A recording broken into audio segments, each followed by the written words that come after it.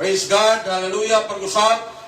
Ang atong text may suon na gibasa na ganiha sa atong scripture reader.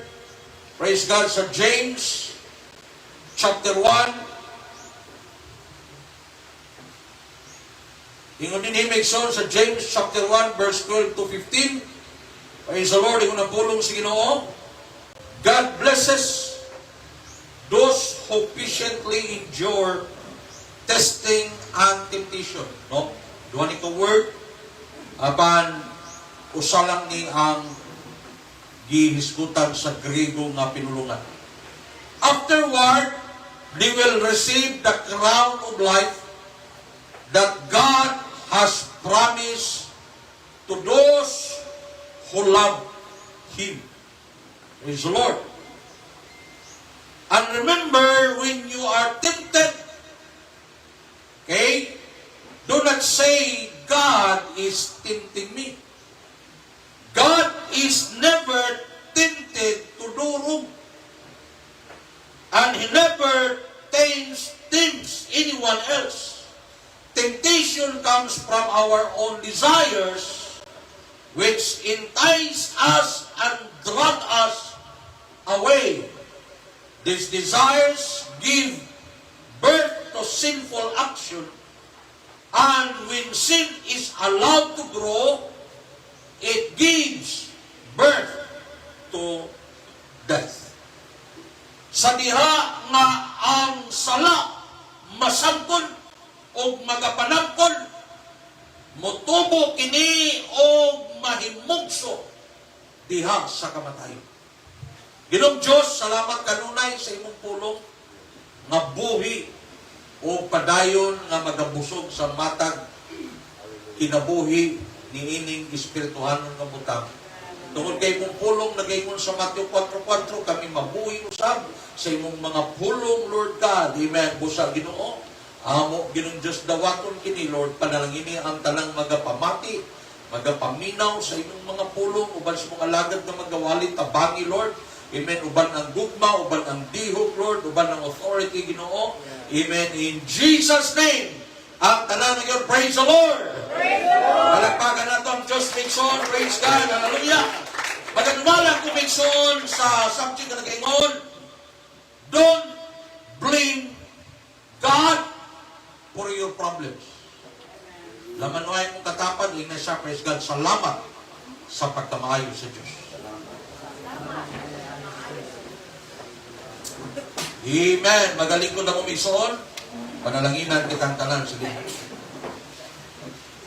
Ingon pa may suon ko sa karaan kaayo, no?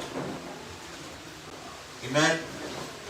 Na ginatawag nga bata pa ko may suon, no?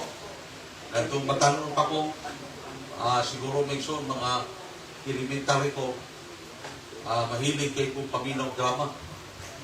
O ganang drama may suon ko ni Doktora Lourdes Rosaroso na ang kinabuhi gikaluhaan nagaan o suliran. No? Muna nga ang tao do nagyoy suliran. Kay katudang walay suliran, no? Muna ng mga tao nga nasa kalsada gasipa-sipa naglata. Praise God. Apan hangtod nga niata ini kinabuya, dunay mga problema, dunay mga struggles, dunay mga circumstances sa kinabuhi. Diba? So praise the Lord. Praise the Lord. Amen.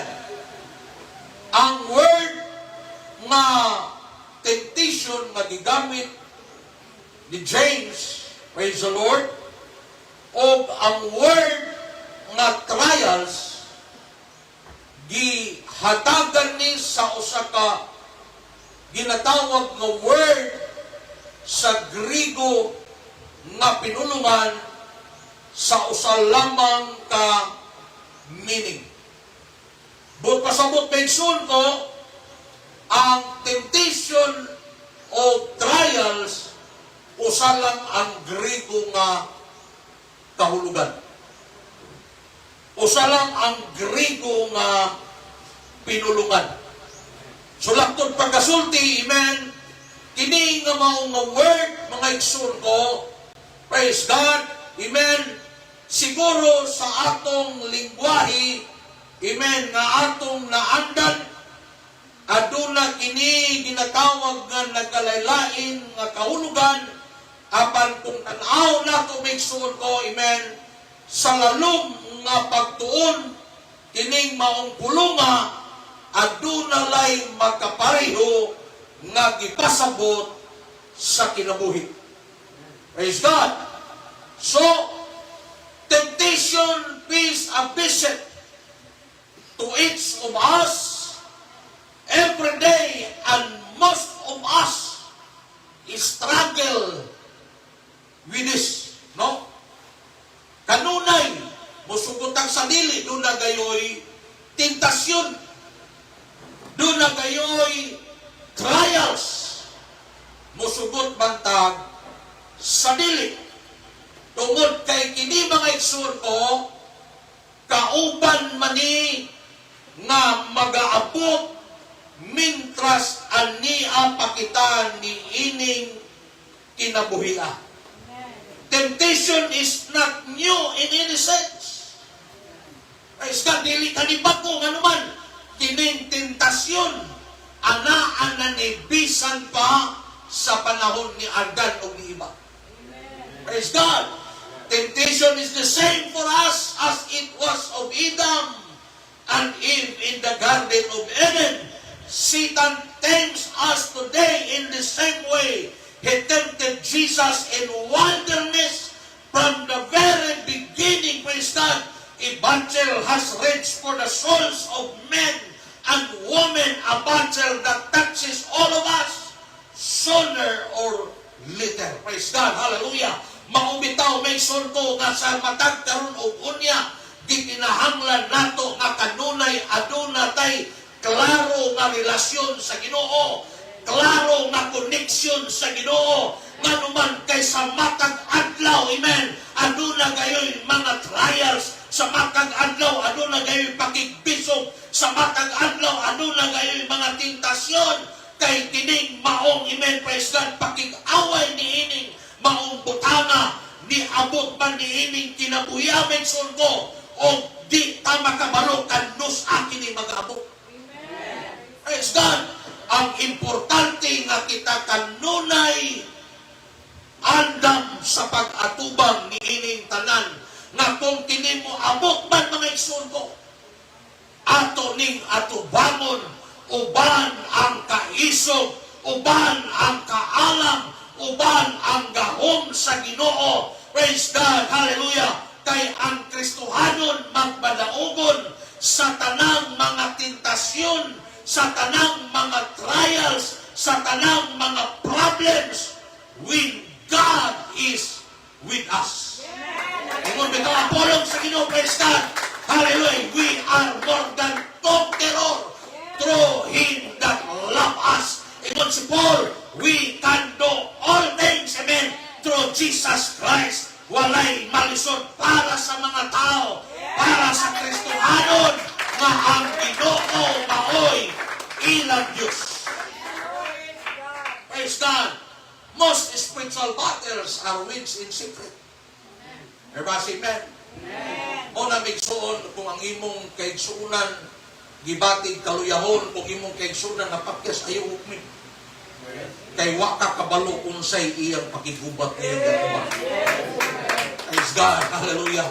Ang importante, amen, kung doon na kayo nakita nas kaluyahon, iampo siya diha sa Ginoo. Praise God.